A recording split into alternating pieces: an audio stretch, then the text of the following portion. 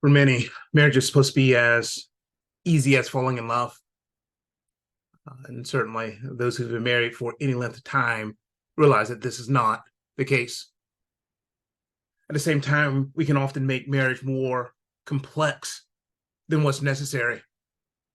That in many ways, marriage is as simple as learning to love God and others as self. In this case, learning to love our spouse as self. It really is just that simple. But again, it's not something that's necessarily easy to work out. I think part of the difficulty in working out our practice of love in marriage is that we come into marriage with different perspectives, different burdens as husband and wife. Where as husbands, all the way back to the Genesis, part of our burden is one of providing. And so as sorting through the thorns and thistles of life, trying to scratch a living by the sweat of our brow. And so how do we provide for our family? How do we provide for our wife? How do we provide for our kids, financially and otherwise? And so what keeps us up at night is often that. How do we provide? How do we make a living for our family? And not just climb the corporate ladder, truly how do we provide and bless our family with what they need? And this is our sacrifice. This is our act of love on their behalf. But wives' burden is often different. The burden of Eve is often relational. That Eve is often very aware of how connected we are. Our wives often keep us in contact with our friends and family and each other. And when there's a disconnect there, she tends to feel the weight of that relational disconnect, disappointment greater than we do. And that's part of her burden, is the relational burden, the relational wisdom. Again, there's exceptions there where, again, on both sides, we may play the opposite. But generally speaking, our wives have a greater relational burden than we carry. And in this way, marriage is often harder for our wives than it is for us. That while we are concerned about providing, they're concerned about how connected we are. And this can leave us with two radically different versions of the same marriage. That the marriage is good for us when we are able to provide, when we're able to bring the blessings to our family that we desire, then we're in a good spot relationally as well. And when we're not able to do that, then life sucks. Like the world is essentially over. We're verging on despair when we're not able to provide the way we want to provide for our families. Well, for many wives, this is not the case. For them, it doesn't often matter how much money's in the bank account. It doesn't matter where we live, as long as we're able to be together, as long as we're able to be connected while we're doing that. Then in many ways, it doesn't matter how much again, money we have, or where we live, or the cars we have, or the groceries we have. Like those things are not unimportant, but they're not as high priority for our wives as it is for us. Where for them, again, is that relational connection that tends to matter more. And so when we have a disconnect there, we're focused on how to provide for our family, and they're focused on how we're connect relationally. Often, again, there may be a disconnect that in the very same marriage, she feels like we're completely disconnected and on the verge of divorce. And we're like, we don't see that at all. Things seem fine to us. Things seem connected if we're able to provide for our family's needs. So as reminded of the teaching in 1 Peter, where he tells us to live with our wives with understanding. And to do this so that our prayers would not be hindered. And so there's something here about understanding the burden of our wives.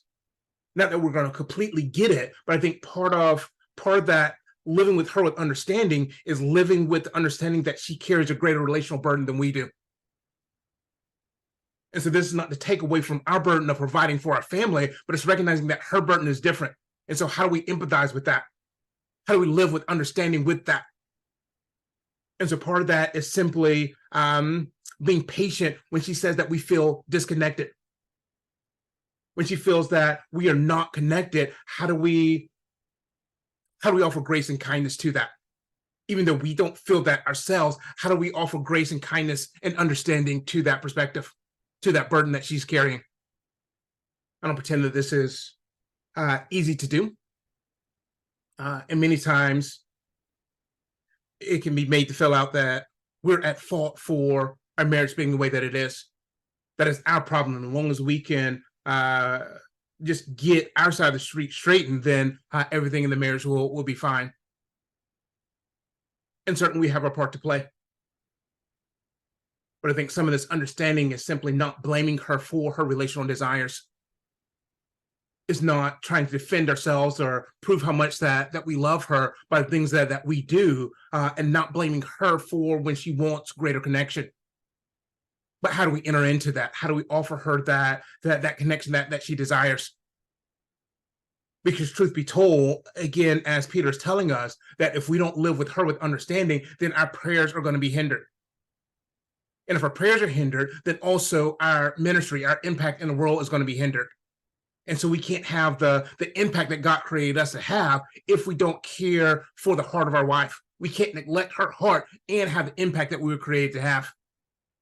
That to have the impact, we must live with her with understanding, with gentleness, with kindness.